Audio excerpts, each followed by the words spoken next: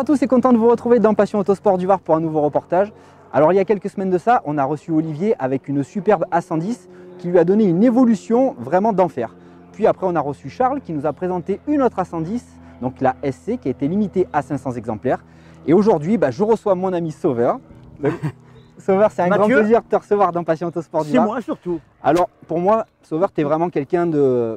Dans le monde de l'alpine, voilà, tu as fait tes preuves, tu es une légende, hein, tu es très connu. Connu par ta passion que tu portes vraiment avec brio et je pense que tu l'as dans le cœur. Oui. Et puis ta deuxième truc où tu es vraiment connu, c'est par les engins de guerre que tu nous as fabriqués. Et vrai. sur ça, tu es un expert en la matière et je pense sûrement un des meilleurs dans tout ça, enfin pour moi. Donc sur ça... Merci, compliment. Alors Sauveur, je voudrais que tu me parles de ta passion. Ben écoute Mathieu, d'abord merci de nous accueillir. C'est vraiment un grand plaisir. C'est vrai que j'étais un petit peu, j'étais pas très chaud pour faire ça parce que tu sais, il y a toujours des gens qui pensent, qui ne pensent pas comme toi. Et bien justement, aujourd'hui, on va leur montrer le contraire. Ben voilà, c'est très bien. Donc écoute, ma passion, elle est simple, tu sais, j'ai la soixantaine passée, tu vois. Je fais ça depuis l'âge de 14 ans parce que mon papa m'y a mis dedans, tu vois un peu. Mon papa n'était pas mécanicien, mais c'est lui qui m'a mis là-dedans et puis j'ai toujours aimé ça.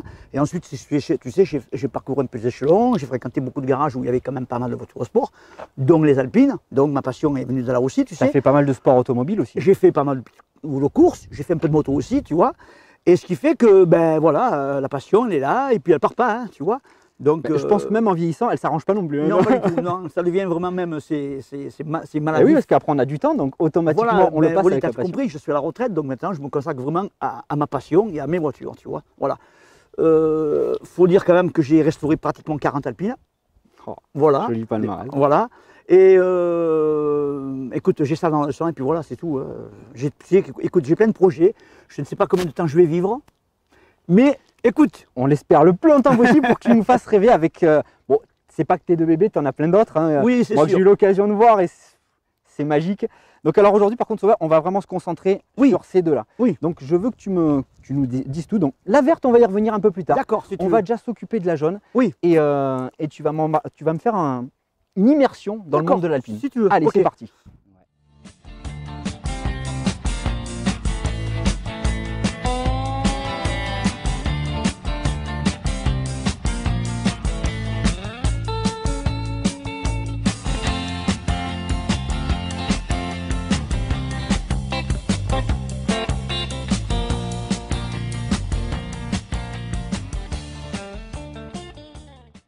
Je vous présente ma berlinette.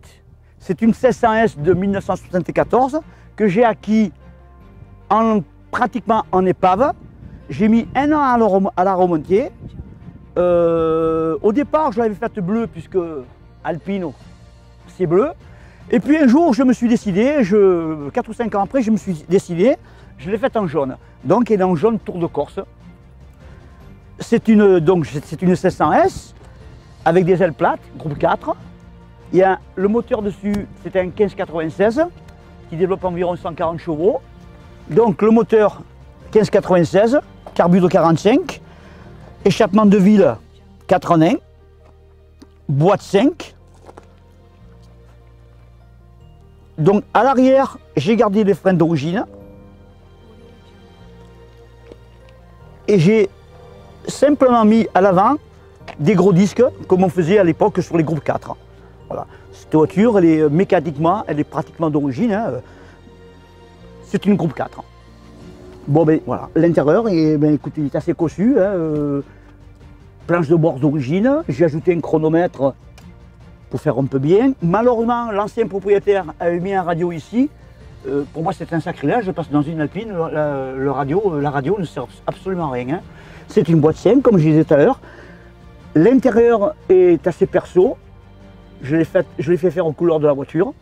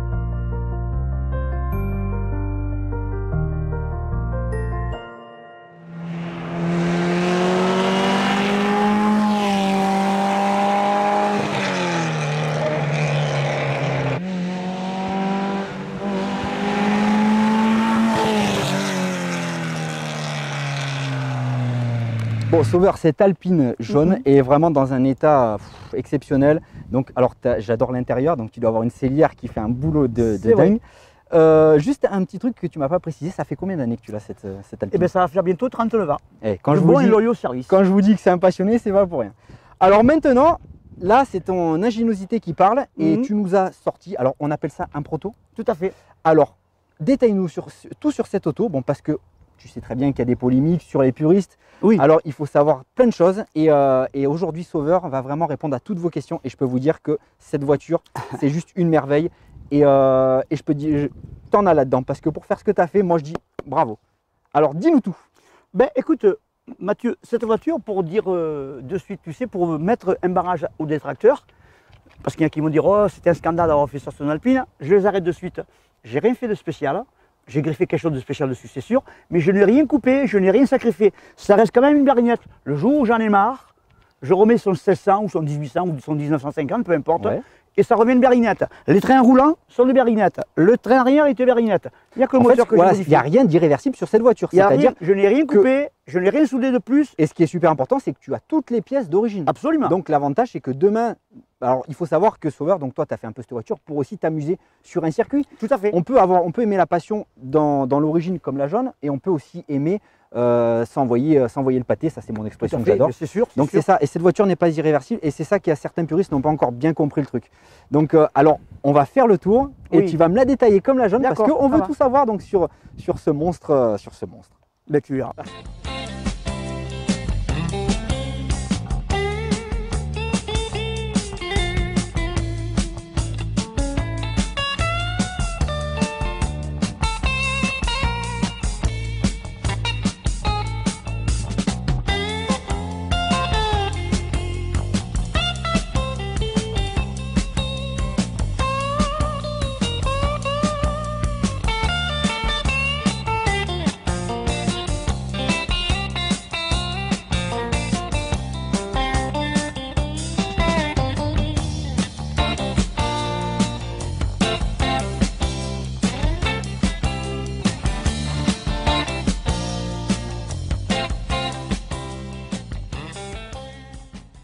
Bon, ben, Mathieu, comme je disais, cette voiture, maintenant, ça va faire une vingtaine d'années que je l'ai achetée.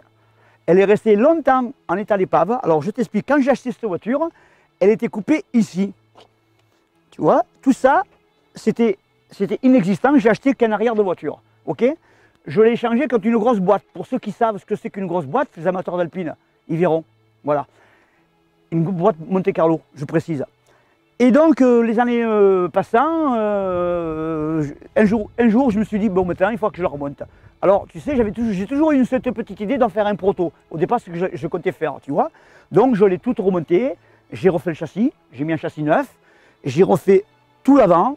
Chez moi, j'ai la chance d'avoir des moules, donc je me suis tout moulé, tu vois. Et puis, j'en ai fait ça, voilà. Donc, je te disais, cette voiture, j'ai toujours eu l'intention de faire un proto. Ce qui fait que j'étais à la recherche du poids. Le poids, elle pèse 630 kg, tel que tu la vois. Elle est montée entièrement avec des vitres en Lexan. La lunette arrière Lexan. Tout ce qui est fourniture de phare, c'est tout le plastique. Alors une fois cette voiture finie au niveau carrosserie, je me suis dit, qu'est-ce que je vais mettre comme moteur pour avoir un beau proto. J'avais pensé à un 1600, j'avais pensé à un 1800. Mais non, moi je voulais autre chose, je voulais quelque chose qui monte très haut en régime. Alors qu'est-ce que j'ai fait? Eh bien j'ai acheté une moto, une 1300 Yabusa Suzuki, et je l'ai montée sur ma berlinette. Voilà. Alors il est en position transversale, vous savez pourquoi? Parce que je ne voulais pas sacrifier le châssis, donc je l'ai mis en position transversale. Alors qu'on ne vienne pas me parler de porte-à-faux, le moteur pèse 78 kg, donc il est très léger. À ça j'ai accouplé une boîte avec une marche avant et une marche arrière, on appelle ça une boîte de transfert. Et je me sers des 6 vitesses de la moto pour rouler dans les régimes moteurs. À savoir que ce moteur prend 14 500 tours minute.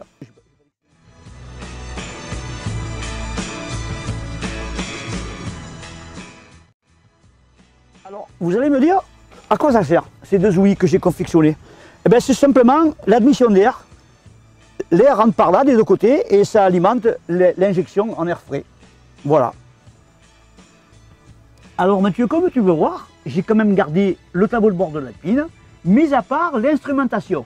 Je t'explique pourquoi. J'ai mis l'instrumentation de la moto, parce que ce moteur étant géré par l'électronique, sans ce tableau de bord, le moteur ne marche pas.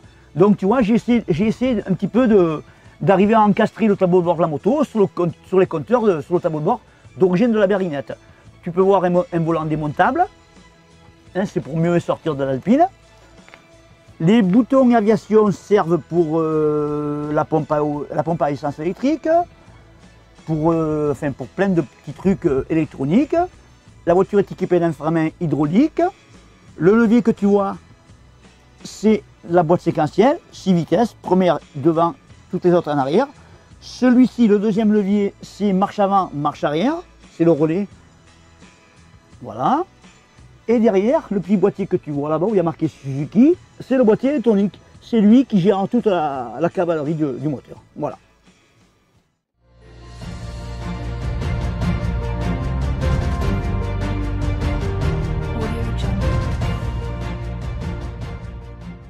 Donc là aussi, pareil, tu vois Mathieu, pour gagner du poids, qu'est-ce que j'ai fait? J'ai tout enlevé, parce qu'à l'époque j'avais mis le gros réservoir, que j'ai du reste.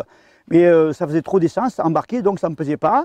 J'ai mis une petite batterie au lithium, qui pèse 1,5 kg. Voilà. J'ai mis un petit réservoir de bateau, parce que pour le poids c'est très bien. Et puis voilà, tu sais, j'ai fait la guerre au poids. Voilà.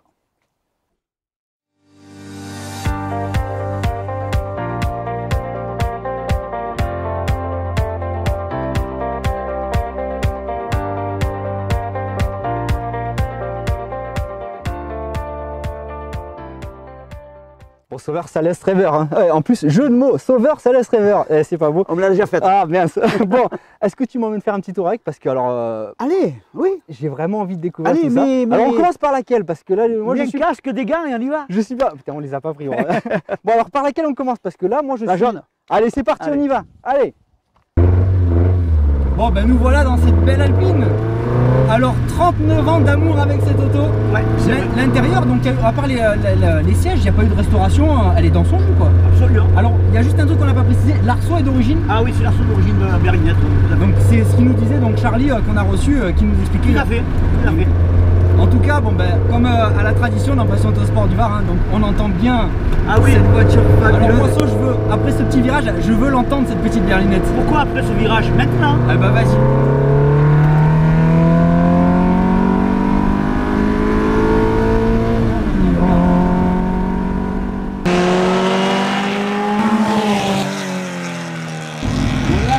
C'est l'univers complètement différent. J'ai l'impression d'être dans un avion de chasse. Déjà le bruit. Bon ben alors tout à l'heure on a promené avec la jaune, tu disais? Oui. Bon alors je suis désolé, on a un petit problème de caméra donc ça risque de bouger un peu. À mon avis avec Sauveur ça va bouger encore plus donc bon vas-y au point où on en est maintenant. Bon ben écoute, là on a, je te dis, avec la jaune on a promené un peu. Tu as vu qu'elle est vachement beaucoup plus souple. Celle-ci est beaucoup plus brutale. Voilà. Donc on va y aller hein.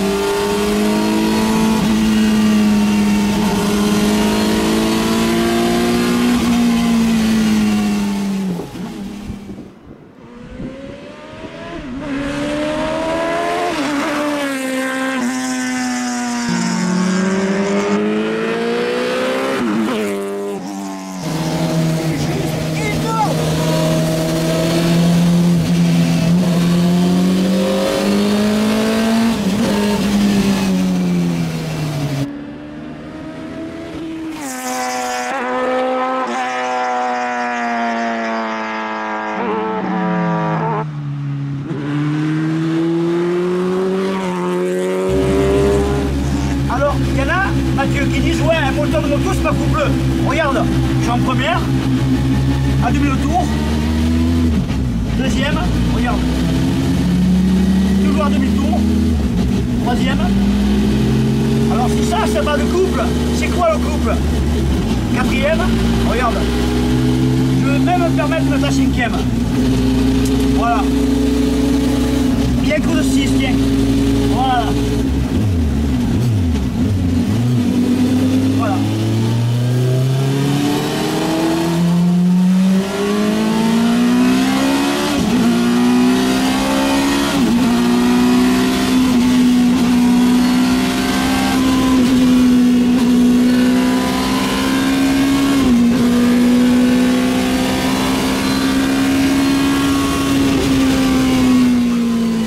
Bon, Sauveur, merci, je te fais le bisou. C'est sympa. Ça a été vraiment un plaisir de vraiment recevoir ces deux Alpines dans Passion Autosport du Var. Alors, cette voiture est juste phénoménale. Alors, si un jour vous avez l'occasion de venir dans le Var, pour ceux qui habitent le Nord, parce que cette page est vraiment suivie par beaucoup de nordistes. Donc, alors, on leur fait un grand coucou. Mais alors, venez rencontrer Sauveur. Donc, il tourne souvent au circuit du Luc. N'oubliez pas, le 21 mai, Sauveur organise une journée circuit roulage libre.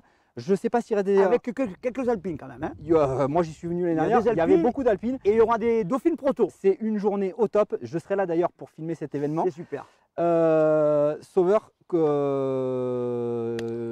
La conclusion, je ne sais plus, tu m'en as fait perdre mes mots, mon latin. Mathieu, en tout cas, merci. J'espère que j'aurai fait plaisir à certaines personnes. On ne peut pas contenter tout le monde. Non, mais en tout cas, je pense que pour les puristes, ils vont peut-être changer, ils vont avoir un regard je l'espère, plus sympa. Je l'espère. De toute façon, écoute, c'est mes voitures. Alors, bon voilà. Écoute, merci en tout cas d'avoir suivi ce petit reportage dans Passion Autosport du Var et je vous retrouve très prochainement. Il y aura peut-être le best-of qui va arriver, mais il y a aussi de grosses surprises. J'en dis pas plus. Ciao, ciao les amis, à bientôt.